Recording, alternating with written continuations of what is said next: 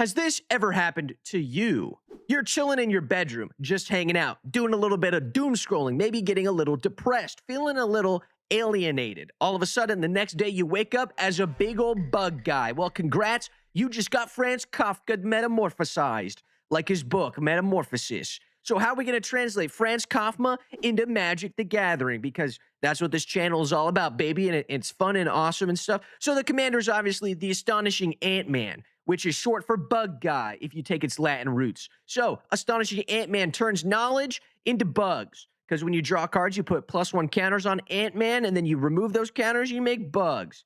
And that's what the whole metamorphosis is about. It's about the knowledge of who you are, slowly losing it, and turning into bugs, pretty much. There's a lot of bugs, and that's what it's all about. Because what's in the deck? Well, obviously everything EDH Rec says is good in the deck, because obviously why wouldn't it have the stuff that everybody wants it to have? Because that's the whole point. You know, you only watch videos so that you can see that maybe the deck can win, that victory is possible. That's the whole point. That's the whole purpose. If I don't have that, what am I? And if Magic the Gathering loses that, then who am I? I don't know who I am anymore.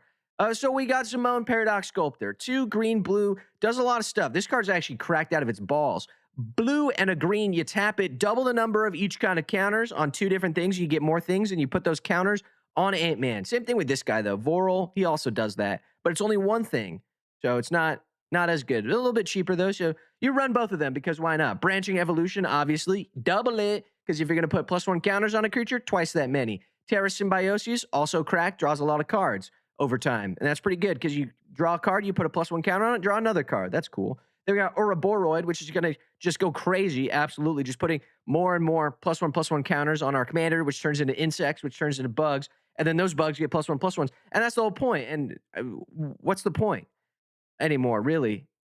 Dude, I don't even recognize who I am in the mirror anymore. But anyway, we got Astonishing Ant-Man, and he's an engine, and that gives him purpose. And that in itself gives me purpose and keeps me from losing who I am. So obviously, that's the Kafka-esque thing of it all. You're alienated just like Gregor, which is the main character, and your parents don't even recognize who you are, and they slowly start to turn away from you. And it doesn't really matter, because those cards that you might have once known, you don't know them anymore. They got replaced with something new, and that's the bug guy, because there used to be a bug guy. He's not the bug guy anymore. And sometimes stuff that you used to like changes into things that you might not recognize, like how a human man could turn into a bug. Sometimes something really cool could turn into something else that's still cool, because being a giant bug is pretty sick. But there's a little bit of anyway. Beast Within is flavor. You like that? Is a Beast Within, because he turns into a bug, and he's got a beast. It's flavor. It's flavor. That's what you guys are here for. Iridescent Horn Beetle, 4 and a green. When we create insects, we put a +1 counter on it for each creature under our control this turn.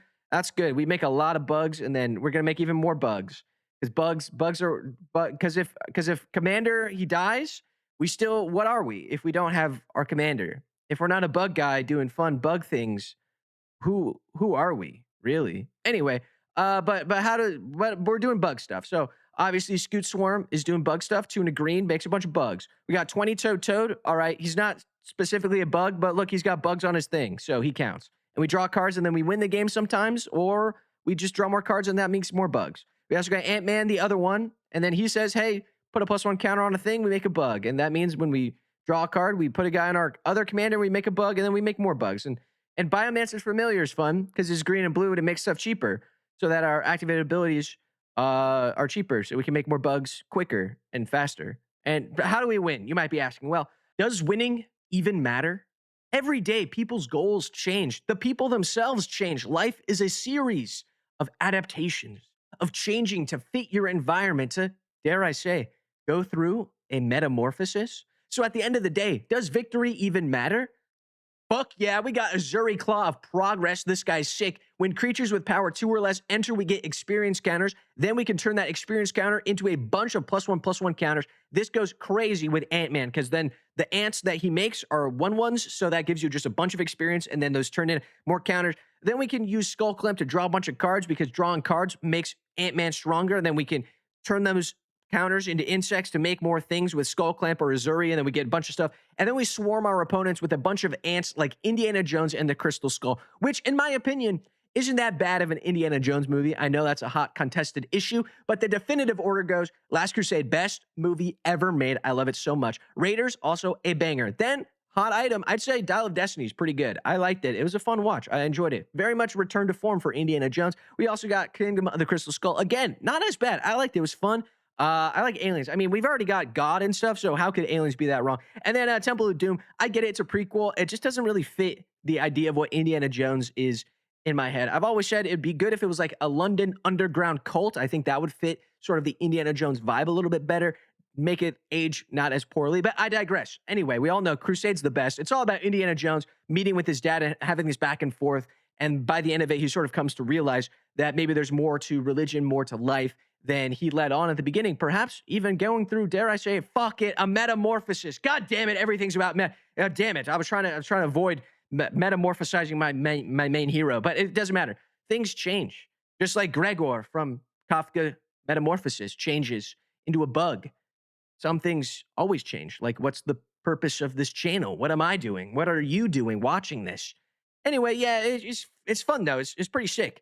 Because you gotta have someone match your freak. I think that Gregor would not have been as sad in his little bug room if he had friends.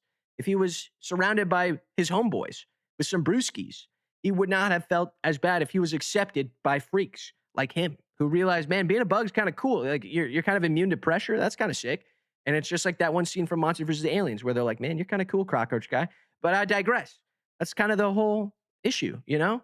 Is it really that bad to be a bug guy if you're still surrounded by those you love? Is it really that bad to be this guy if you're alone? No. If you're alone, yeah, it's bad. But if you're not alone, it's good. That's what I was going for. So it's basically sort of like another thing that's changed and gone through some metamorphoses. Magic has changed a lot in the past couple years, in some ways that, people don't like. But I think the whole point is to bring people together, some would say. Does it really matter if everybody's a bug? If you guys are matching each other's freak, that's kind of what it's all about. And I think Kafka would agree that, toiling and working and laboring sucks so much.